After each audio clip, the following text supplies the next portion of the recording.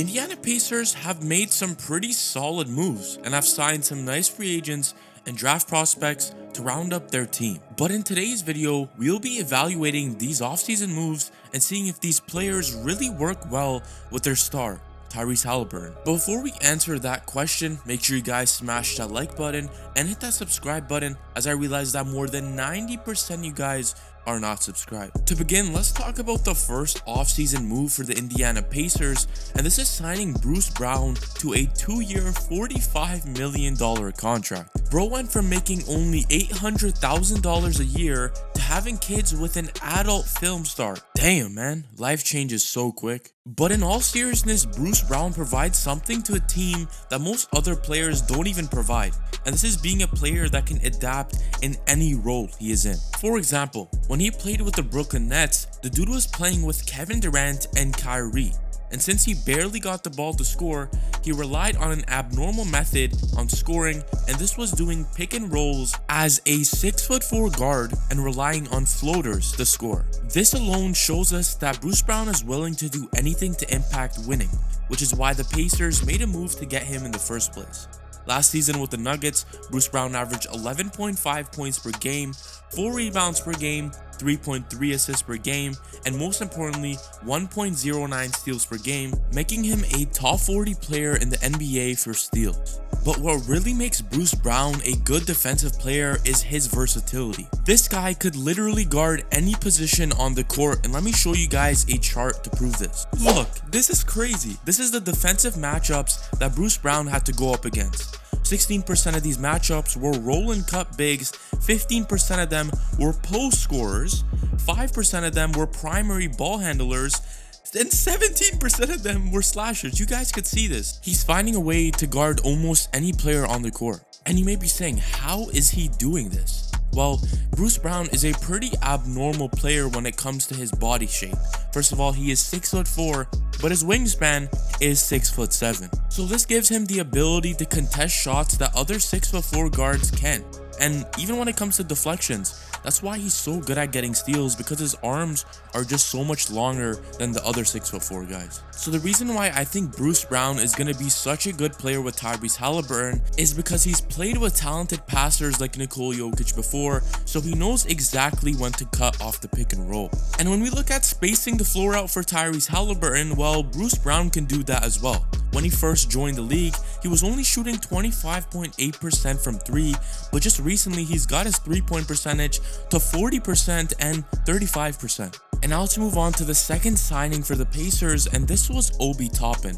Obi Toppin is a pretty interesting player because he didn't really get too much of an opportunity in New York. In the 3 years that Obi Toppin's played for the New York Knicks, he's only averaged about 14.7 minutes per game. The guy hasn't even been played over 20 minutes. He hasn't been given the opportunity. Oh shit, I know why he hasn't been given the opportunity.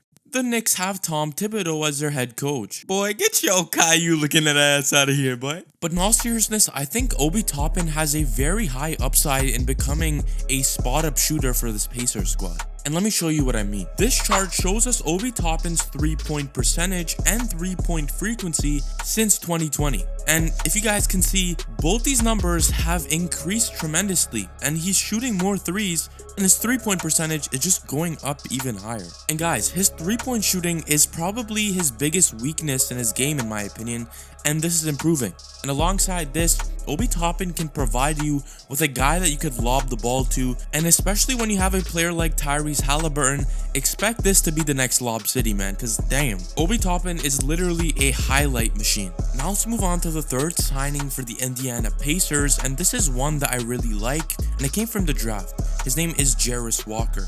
This dude has a 7'2" wingspan and is 6'8", and the dude just got a solid frame. He can protect the rim for you, and he's like a modern day 4 or small ball 5. And one thing that I think makes him very promising going forward is that although he isn't the best 3-point shooter, his jump shot is pretty nice, and I think it has a lot of room for improvement. But one thing that he's very good at is going at the rim and playing very agile on his feet. He plays like a guard kind of, and when he's doing a pick and roll, he's also a threat when it comes to the pop. And a good example here is when he hands off the ball to his teammate and instantly pops to the top of the key and knocks down the jumper. And another aspect of Jarace Walker's game that I think can actually improve is his playmaking, because he showed a lot of flashes of that in the summer league. And let me show you an example of Jarace Walker's playmaking. On this play, Jarace Walker grabs a rebound and he sees that his teammate is running down the left hand side, but the guy that's guarding his teammate has his back turned, so Jarace Walker knows that he can throw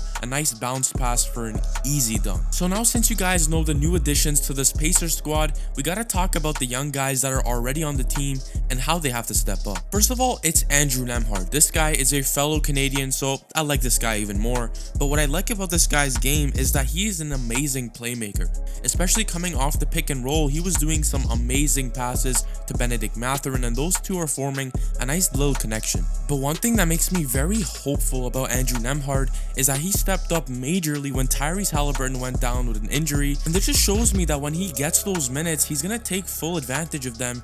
And in the 24 games without Tyrese Haliburton, Andrew Nembhard stepped up and averaged 13.8 points per game, 7 assists, which is crazy, and 2.9 rebounds per game. So this just shows that the Pacers have another secondary point guard they can go to, especially when the second rotation and the bench come out. I think Nembhard can be that primary point guard for the bench. And now we got to move on to the second young player on the Pacers, and he's a very intriguing player when you look into the stats a little deeper, and this is because he is such a good one-on-one scorer. And when we look at the scatter plot, we can see how good of a finisher and one-on-one player he is, because he's almost higher than like 20% of the league when it comes to this. And then we look at this other scatter plot, we could see that Bennedict Mathurin is in a league of his own when it comes to shot making and shot quality. This guy takes some high efficient shots. That's because he's such a good slasher. And last season for the Pacers, Bennedict Mathurin put up 16.7 points per game, 4 rebounds, and 1.5 assists per game.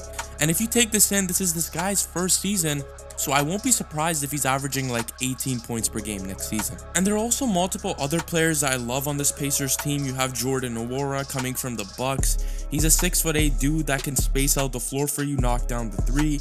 You have Jalen Smith, a center out there that's still young. And then obviously you have Tyrese Haliburton. You have an elite big man to pair next to him like Myles Turner, who's still 27 years old. A lot of people don't understand that he's still barely entering his prime. So once those two stars can just blossom and become even better as the days go by, this young core that they have around the squad is going to get even lethal as well. You also have role players like TJ McConnell. A lot of people sleep on this dude, but trust me, everybody wants a TJ McConnell on their team. JJ Redick said that on his podcast as well. But guys, now I want your opinion. Where do you think the Indiana Pacers are going to rank in the Eastern Conference?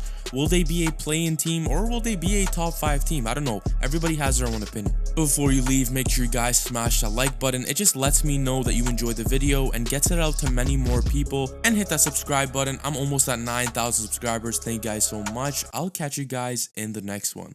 Peace.